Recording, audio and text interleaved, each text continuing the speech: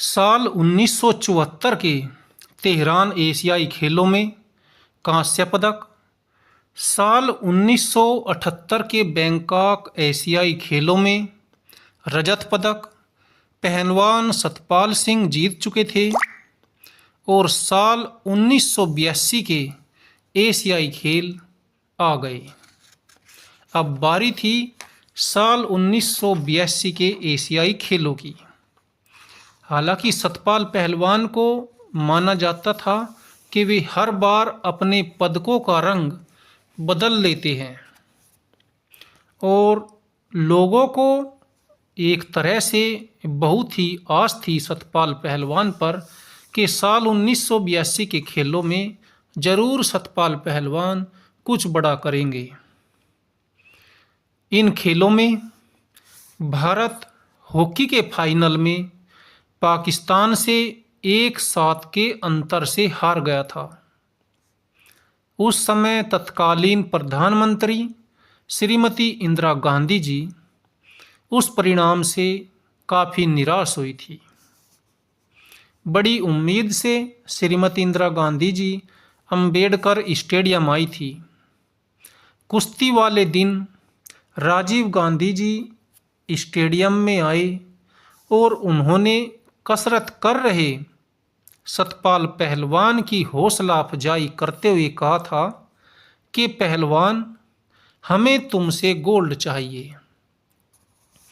सतपाल पहलवान कहते हैं कि उन खेलों में कुश्ती की आखिरी उम्मीद मुझ पर टिकी थी। यहाँ तक कि स्वर्ण पदक के प्रबल दावेदार करतार सिंह भी फाइनल में हार चुके थे। हॉकी का स्वर्ण पदक गंवाने के बाद पूरे देश की निगाह सतपाल पहलवान के ऊपर आकर टिक गई थी। यह सतपाल पहलवान भी जानते थे कि परिस्थितियां उनके लिए बहुत अनुकूल नहीं है।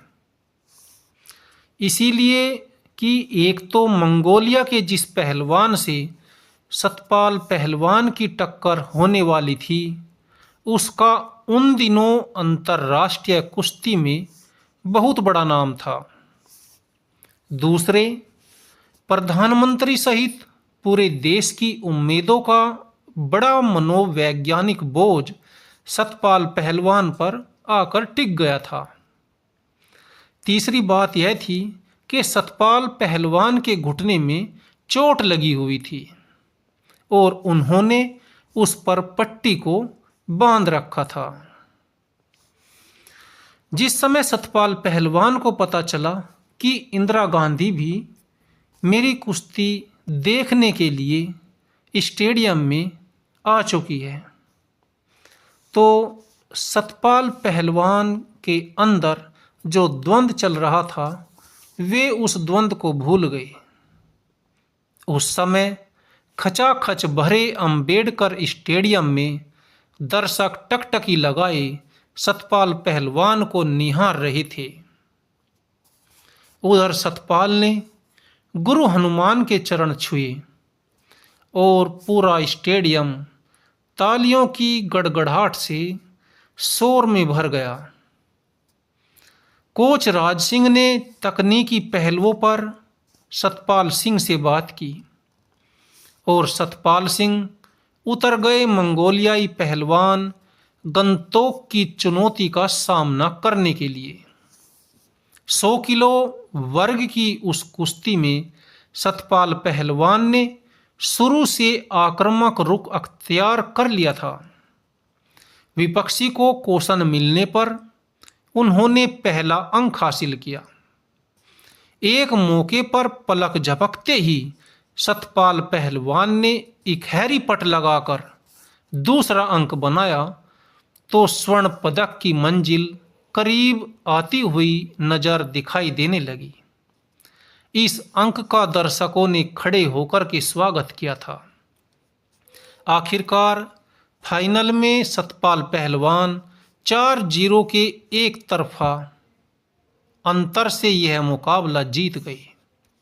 हजारों दर्शक दौड़ पड़े अपने पहलवान की ओर। इंदिरा गांधी जी भी सतपाल पहलवान की इस जीत पर इतना खुश हुई थी कि उन्होंने इस होनहार महान पहलवान को गले लगा लिया, बिल्कुल अपने बच्चे की तरह। ऊपर से कठोर दिखने वाले सतपाल पहलवान की आंखों से आंसू रुकने का नाम नहीं ले रहे थे। सतपाल पहलवान के घुटने की जो चोट थी वह भी अब तो अतीत की घटना हो गई थी। इस मुकाबले से पहले राउंड में अफगानिस्तान के पहलवान रोहिन्ना को सतपाल पहलवान ने हराया था और सतपाल पहलवान की कुश्ती एक तरह से बिल्कुल हावी दिखाई दे रही थी। उन्होंने झोली डालकर रोहिन्ना को नीचे गिराया और उस पर सवारी गांठने के बाद उसे आसमान दिखा दिया था। दूसरी कुश्ती में सतपाल पहलवान ने आकिरा सुजुकी को अच्छे खासे अंकों के अंतर से हराया था। सतपाल पहलवान की कुश्ती में रफ्तार इस कदर आक्रामक थी कि उन्होंने 6 मिनट में ही सुजुकी को छठी का दूध याद दिला दिया था।